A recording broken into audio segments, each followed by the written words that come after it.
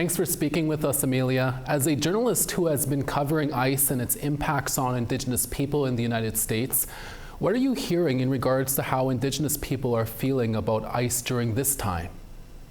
Thank you for having me. So a lot of Indigenous people in the United States are very concerned about ICE's presence, especially in Minneapolis. The Franklin Avenue area on the south side of the city is considered a cultural corridor for the Native American community, and there has been heavy ICE presence in that area. Amelia, can you explain some Indigenous people or how some Indigenous people have been impacted by ICE operations so far, including there in Minneapolis? Yeah, we have received reports of over 5 individuals who have been detained by ICE in Minneapolis. 4 were from the Oglala Sioux tribe, originally located in South Dakota, and 1 is a descendant of the Red Lake Nation, trying to connect with another Native woman who was detained as well. But community members are saying that they're concerned about racial profiling leading to these detainments.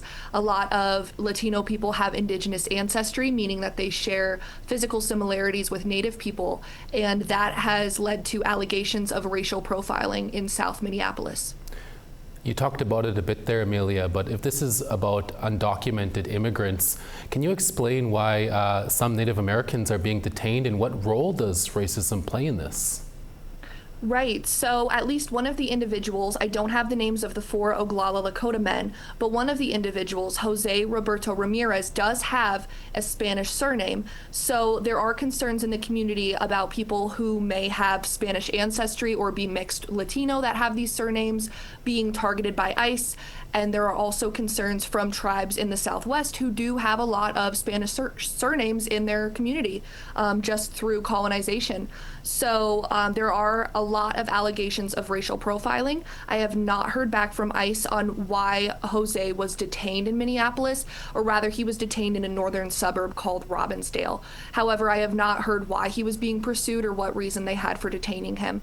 As for the 4 Oglala men, they were detained in a homeless encampment near the Little Earth Housing Unit, which is a Native American housing unit. And I was told by people there that they believe officers, or rather ICE agents, don't really realize that they're in a Native American area and are questioning whoever they come across.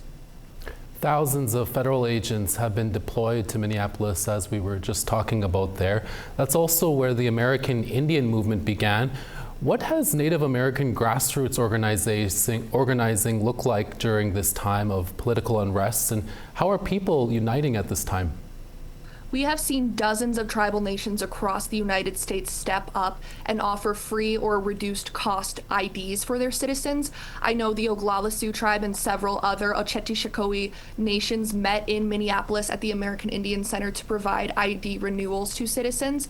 We've also seen tribes like the Mille Lacs Band of Ojibwe who are lowering the age requirement to possess a tribal ID. It has been lowered to 5. So on a tribal standpoint, tribes are doing whatever they can to make IDs more accessible for citizens, and also providing, in some cases, descendancy documentation or encouraging descendants to carry their CDIB cards, which show that they are a descendant.